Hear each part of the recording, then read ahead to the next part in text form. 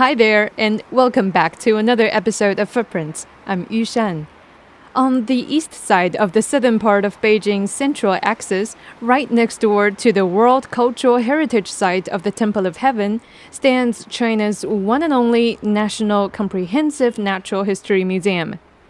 It was previously known as the Beijing Museum of Natural History, where many people, from children and teenagers nowadays to my generation back at the turn of the century, and even my mother's generation dating back to the 1960s and 70s, spent our childhoods observing bones that are billions of years old with intense curiosity.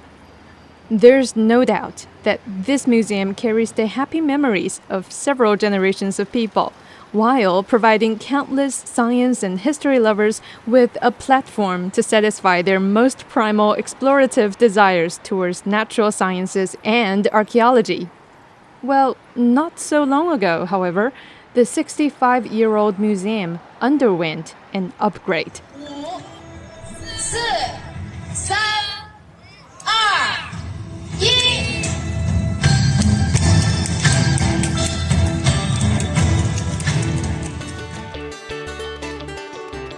In June 2023, the museum was officially renamed and heralded as the National Natural History Museum of China.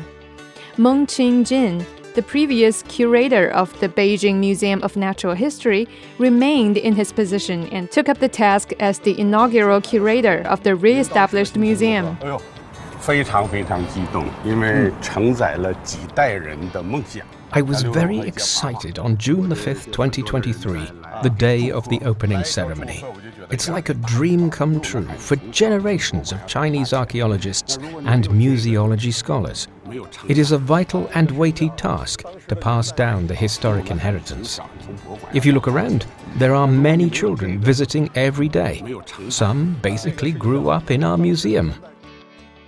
Even before it was elevated to a national status, the original Beijing Museum of Natural History was already among the top natural museums in China, one that's often referred to as the so-called most difficult to book museum in Beijing due to its occasional paralyzed online ticket booking system because of its high popularity.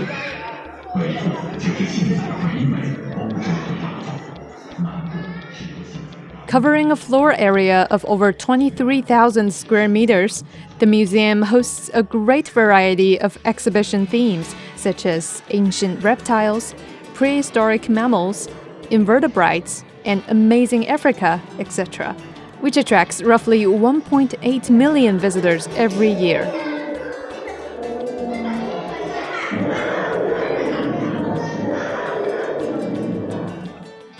Apart from showcasing biodiversity and its close relationship with nature, Meng Qingjin notes that the museum also conducts field expeditions, scientific and museological research on subjects like zoology, botany, and geology, and has made many important achievements in the field of paleontological research.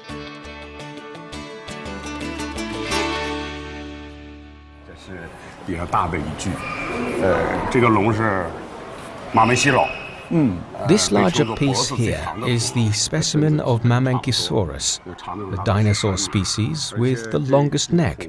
A team of researchers and archaeologists from our museum excavated this dinosaur fossil, which has a neck length of up to 13 meters. What is displayed here is the actual fossil that we excavated on site. This is not a replica, and the fossil proportion is high. It is quite difficult to preserve every bone and rescue a complete skeleton from the wild. Thus, we would estimate the fossil percentage on the specimen. If the percentage exceeds 30%, we can conclude that it is a piece of fossil. And this dinosaur specimen reached 70 to 80%.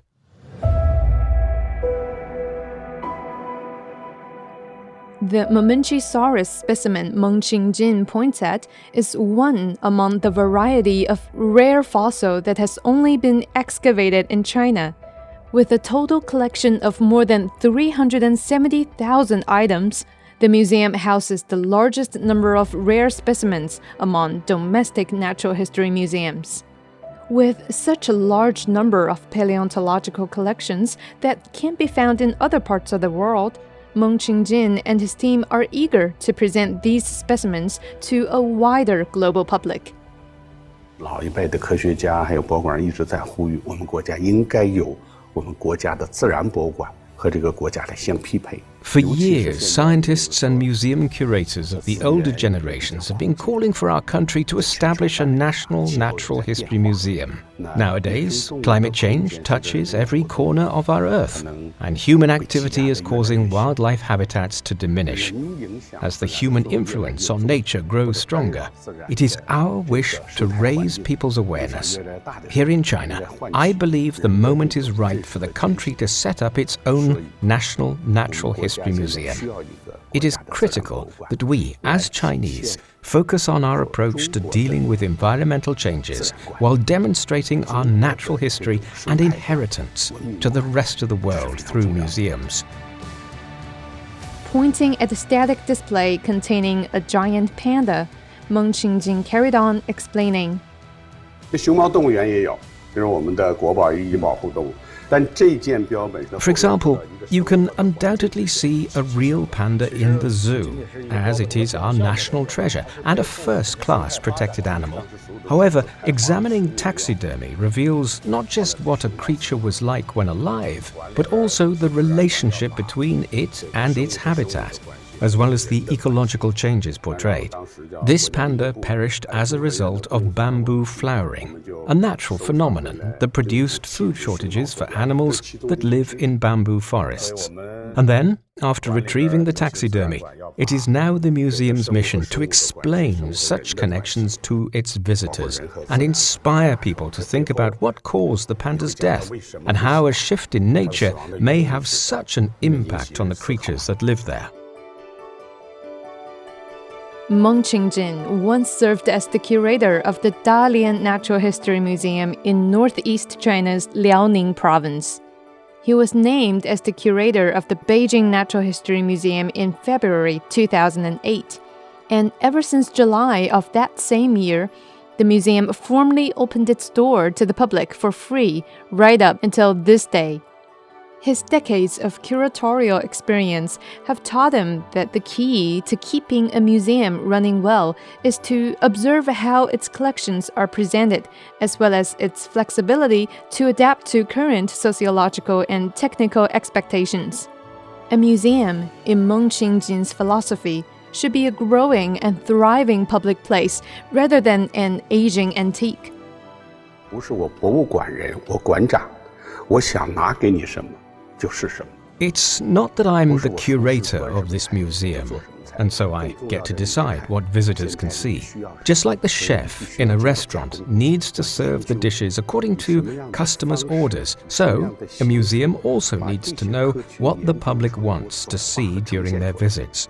This motivates us to uncover new ways to adapt and exhibit scientific research findings, so that they are easier to understand for visitors of all ages.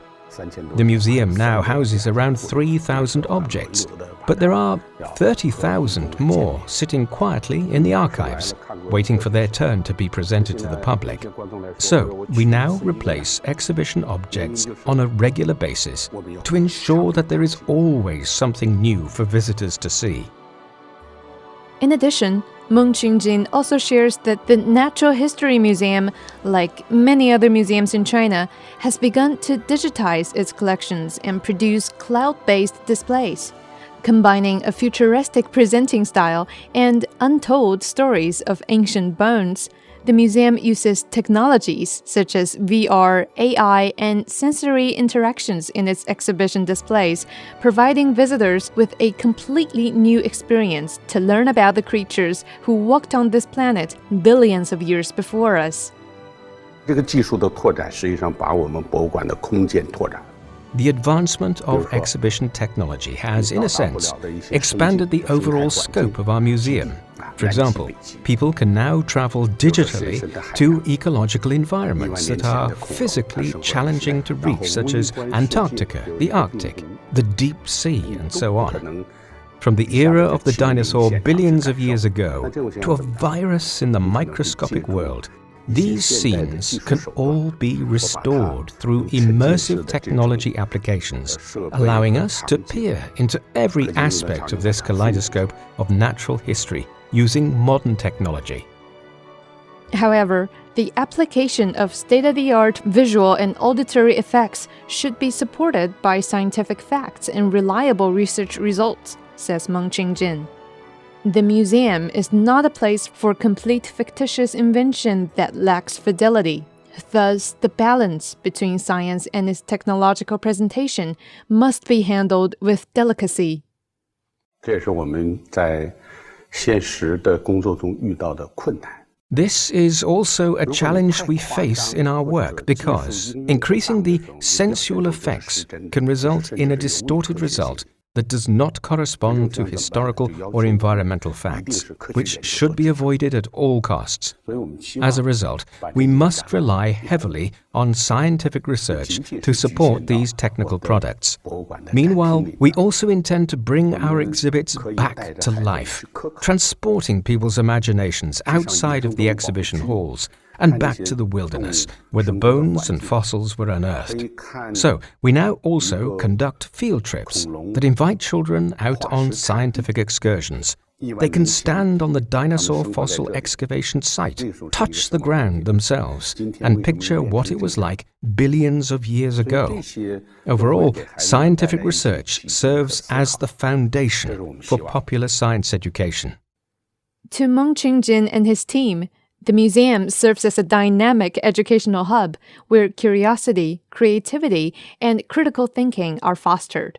For decades, it has been their wish to continuously cultivate the museum into a cultural institution that offers comprehensive educational experiences to more people, especially the younger generation. One of the most popular spots in the National Natural History Museum of China is its 4D movie theater, where many young science and history lovers would excitedly line up with their parents for the next movie to be screened whenever the museum is open for public visiting. So, what is the secret behind the 4D movie's popularity? And how did Meng Qingjin and his team travel back through time to restore the authenticity of the figures in the movie for the young audiences?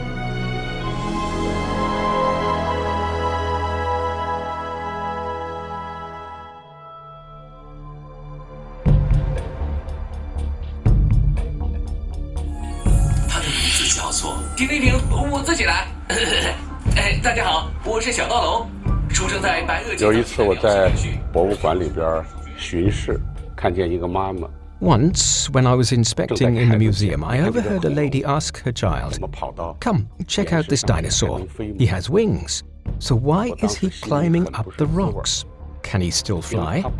And the child began working hard on an answer following the mother's question. I felt rather conflicted at the time because they were looking at a pterosaur model, which is a type of reptile rather than a dinosaur. So, as museum personnel, I believe we need not only to turn scientific facts and academic achievements into engaging stories to inspire the future generations to learn, but also to know how to guide them so that they may better understand nature and fall in love with the discovery process. Therefore, the museum worked on a series of 4D movies especially designed for young visitors. Though the stories in the movies are fictional, the contents, historic facts, and the character portraits are not made up out of thin air, but rather are based on modern scientific restorations of how animals should look and sound in ancient times. What we're hearing now is an extract from one of the museum's 4D movies called The Black Feathered Spirit.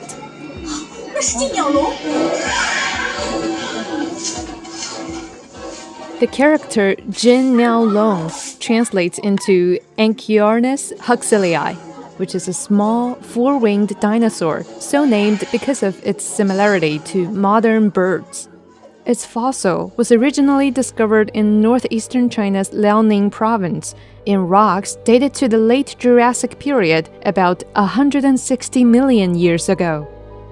In the movie, the Anchiornis looks like a big bird covered with black, white and gray feathers alternating, and a red crest on its head. Later, we learned how the colors were arranged on the basis of sound biological proof. In 2010, about a year after the Anchiornis fossil was first discovered, a group of paleontologists, including Meng Qingjin himself, participated in the dinosaur coloration research project. In the space of 2 years, they managed to trace a type of protein within the fossilized feathers that determined colors, and thus restored the image of the Anchiornis.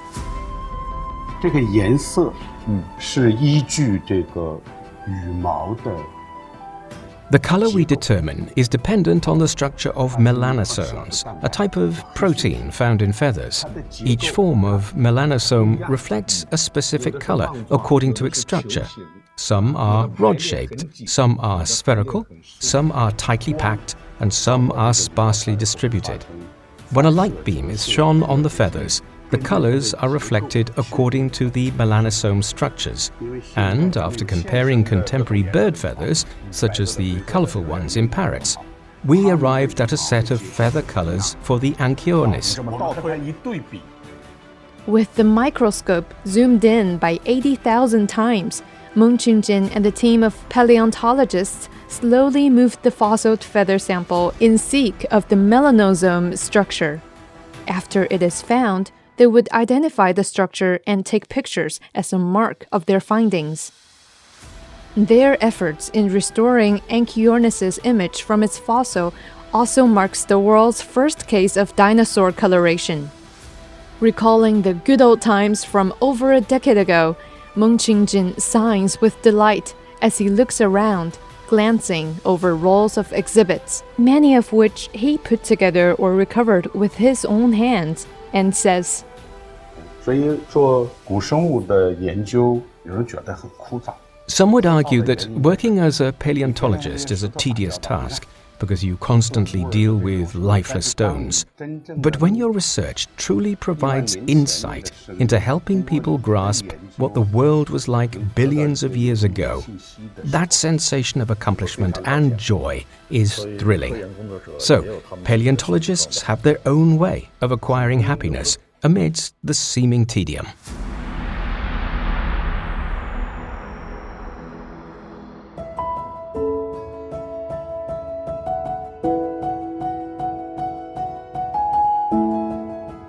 While serving as a museum curator, 61-year-old Meng Qingjin continues to carry out paleontological research on a daily basis. Around 5 a.m. is his favorite time to arrive in the lab, where everything is tranquil and quiet in the dim morning light, providing him with the ideal environment to study research articles or work on old projects. Immersed in the sea of scholarly research, he develops the practice of dedicating 2 hours of scientific research work every morning, followed by handling museum management affairs afterwards. He shares that it has been his lifestyle after some 20 years of practice, and researching on nature has become his lifelong goal. 我们13年、14年去野外，在戈壁滩，在甘肃就发掘，哇！ In 2013 to 2014, we went into the wilderness to excavate fossils in the Gobi Desert of northwestern China's Gansu province. The place we went to was an uninhabited area with no phone signal and a temperature difference of up to 30 degrees Celsius between day and night. At that time, we set up the tent and put up a wooden board with 2 benches to make a bed. Despite the hardship, we remained confident and toiled diligently in the desert, hoping to unearth indications of ancient life activity one day. It has been underground for so many years, and now it's up to you to find it, study it, name it, and bring it out of the dusts of history to tell the world about its life in its own time, who it was linked to, and what impact it had on the evolution of life. That is when you realize that your efforts and hardship were not in vain. It was all worthwhile.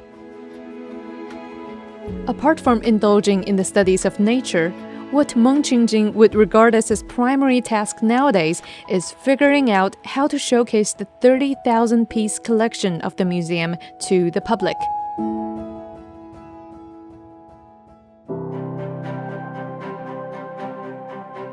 这么多东西放到库里边展不出来。 There are plenty of collections in the museum's archive that cannot be presented to the public due to limited exhibition space, and many people are unable to enter since the number of visitors per day is restricted. Therefore, tackling this issue and expanding the museum exhibition space is our next goal. At present, the museum's new site is already under construction. Meng Qingjin explains that the museum's new location in southern Beijing covers an area of 5.77 hectares in total. According to Meng Qingjin, the new location will considerably improve the museum's ability to provide a more diverse and comprehensive scientific educational service to the general public. 过去的博物馆来了只是受教。 Previously, museums were merely a place to learn, but our idea now is to design it into what we call the living room of the city. It could become an open space for learning and exploring, where people of all ages can converse with lives from billions of years ago. What's more, we also want to host public events like live performances, concerts, and film screenings to transform the museum into a public living room. It can even run 24 hours a day. That is our new concept for designing the museum, and I will continue to work towards it so that in the future, the museum can become part of the city's living space, remaining near to people's daily lives and playing a more powerful role in serving society.